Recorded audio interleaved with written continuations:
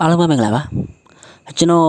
ဆိုင်စာကုန်းတွေနဲ့ပတ်သက်ပြီးတော့မတင်တာတော်တော်လေးကိုကြားခဲ့ပြီပေါ့နော်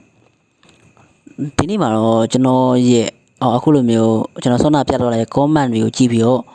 ကျွန်တော်ဗီဒီယိုပြန်လုပ်ချင်စိတ်ပေါက်လာတယ်ပေါ့နော်အခုချိန်ဒီလည်းမိုက်မဝယ်ရသေးဘူးဗျာကျွန်တော်ရဲ့အခုဒီတိုင်းအတန်တွန်းထားတဲ့ဟာကြီးနဲ့ပဲ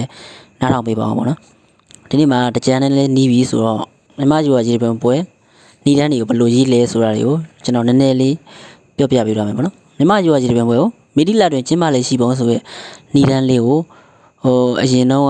ကဂုံတူးရကြောင်းသားတွေဘယ်လိုရေးခဲ့လဲဆိုတာနဲ့ပတ်သက်ပြီးတော့ကျွန်တော်ဒီနေ့ဖတ်ပြတော့မှာဖြစ်ပါတယ်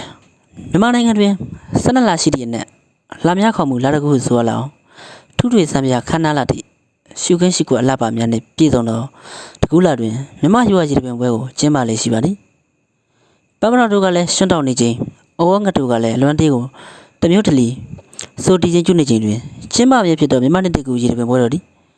12လရာသည့်ပွဲတော်များတွင်ပျော်ရွှင်စရာအကောင်းဆုံးပွဲတော်တစ်ခုပင်ဖြစ်ပါသည်။နေရာ၏လွမ်းဆွဖွယ်ပတ်ဝန်းကျင်ရှိခင်များတွင်စိတ်နှင့်မြောက်ကလွမ်းနေသူတို့ကိုလမ်းလာစေတော့တကြံပွဲပင်ဖြစ်ပါသည်။ဒါကတော့မြမရိုးရကြီးပင်ပွဲရဲ့နေရာပဲဖြစ်ပါတယ်။သူဘလို့ရေးတော့လဲဆိုတာတွေကိုကျွန်တော်ပြောပြမယ်ဆိုရင်12လရာသီမှာသူကလာများခေါင်မူလာတစ်ခုဆိုပြီးတော့ထူးထွေဆံပြခန်းနာလာတဲ့ရှိခွင့်ရှိကွက်အလှပများနဲ့ပြည်စုံတဲ့တကူလာဖြစ်တဲ့ဆိုပြီးပြောတော့။နောက်ပြီးတော့အဲ့ဒီတကူလာမှာဖွင့်တဲ့ပန်းမတော်တွေရဲ့အကြောင်းကိုကာယံတပင်နဲ့ပြောတော့တယ်ရှင်ပန်းမတော်တို့လည်းရှင်တောက်နေခြင်းအိုးငတ်တို့လည်းအလွမ်းတေးကိုတမျိုးတလီစူတီချင်းကျွနေခြင်းဒါအိုးငတ်တို့အကြောင်းဖွဲ့သွားတယ်ဒါတော့ပတ်ဝန်းကျင်ကိုတဘာဝကိုကြည့်ပြီးတော့ဖွဲ့သွားတာဗျာအဲ့ဒီမှာရော်ရော်ဘာလို့လဲတဖြည်းဖြည်းကျွေးခြင်းဆိုပြီးတော့ရောအဲ့လိုမျိုးပြောလို့ရေးလို့လည်းရသေးရဲ့ဗျာ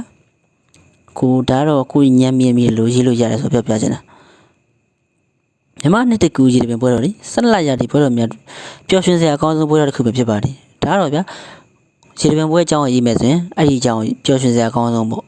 ဒါမှမဟုတ်လေတခြားကစုံလာပြီနေဆိုကစုံလာပြီနေကိုပျော်ရွှင်စရာအကောင်းဆုံးရေးလို့ရတယ်ဒါတော့တွေးစရာတစ်ခုခုနဲ့ကိုယ်တိုင်ရေးရမယ်ပေါ့ဗျာကျွန်တော်ပြောချင်တာမြမရွေးရေတပင်ပွဲဆိုတာနဲ့ဒါပတ်ဝန်းကျင်အခြေအနေတွေကိုယူပြီးတော့လှလှပပဖွဲ့သွားတဲ့နေရာလေးဟုတ်တယ်နော်ဒါပြီးတော့နောက်ထပ်ဂုံလူရကျောင်းသားတယောက်ရေးဖွဲ့ထားတဲ့